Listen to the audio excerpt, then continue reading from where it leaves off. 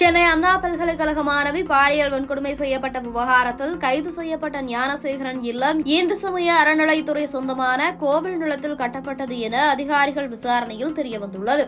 அண்ணா பல்கலைக்கழக மாணவி வன்கொடுமை செய்யப்பட்ட விவகாரத்தில் இந்து சமய அறநிலைத்துறையின் அதிகாரிகள் மற்றும் கிண்டி வருவாய்த்துறை அதிகாரிகள் ஞானசேகரன் இல்லம் அமைந்துள்ள மண்டபம் சாலை மற்றும் ஏரிக்கரை சாலை உள்ளிட்ட பகுதிகளில் நேற்று முன்தினமும் அதிரடியாக சோதனை மேற்கொண்டனர். அங்குள்ள மண்டபம் மற்றும் வீடுகளை டேப் மூலம் அளந்த நிலையில் ஞானசேகரனின் வீடு மட்டுமல்லாமல் அருகிலுள்ள அனைத்து வீடுகளையும் அதிகாரிகள் ஆய்வு மேற்கொண்டனர்.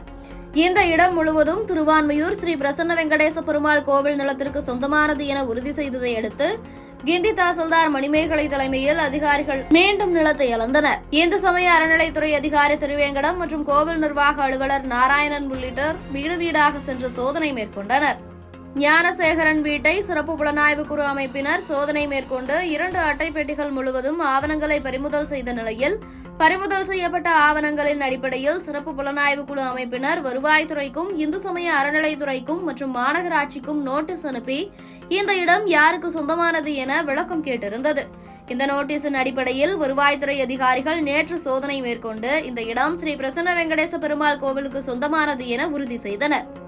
சோதனையில் 20க்கும் மேற்பட்ட வீடுகள் இந்து சமய அறநிலைத்துறைக்கு சொந்தமான ஸ்ரீ பிரசன்ன வெங்கடேச பெருமாள் கோவில் நிலத்திலும் சில வீடுகள் மாநகராட்சி நிலத்தின் சில 100 அடிகளை சேர்த்து வீடு கட்டப்பட்டிருப்பதும் தெரியவந்துள்ளது. இதனையடுத்து எஸ்ஐடி குழுவிடம் வருவாய்த்துறை அதிகாரிகள் அறிக்கை சமர்ப்பித்துள்ளனர். குறிப்பாக கோட்டூர்புரம் மண்டபம் தெருவில் உள்ள வீடு கோவில் நிலத்தில் உள்ளதால் ஞானசேகரன் சொத்தாக கருத முடியாது எனவும் வீட்டின் இரு பகுதி கோவில் நிலத்திலும் நுழைவு வாயில் போன்றவை மாநகராட்சி நிலத்திலும் இருப்பதாக அறிக்கை சமர்ப்பித்துள்ளனர். இதன் தொடர்ச்சியாக சிறப்பு புலனாய்வு குழு அதிகாரிகள் அடுத்த கட்ட நடவடிக்கைகளை மேற்கொள்ள இருக்கின்றனர்.